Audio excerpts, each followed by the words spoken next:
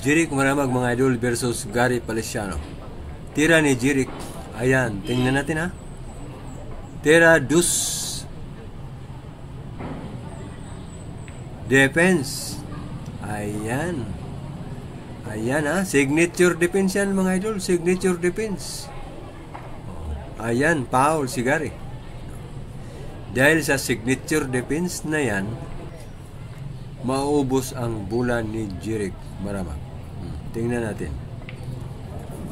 Okay, tira 3.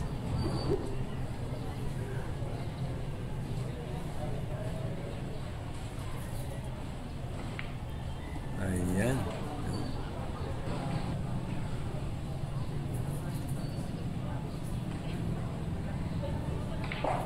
Bumulusok na ang mga tira mga idol, no? Ayan, tira 5 na.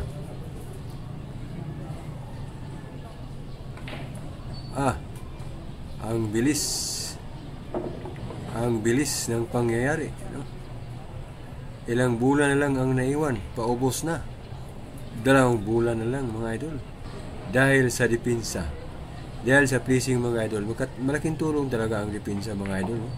Magaling pang magdepensa, magaling pang tumira, abay panalo. Ayan.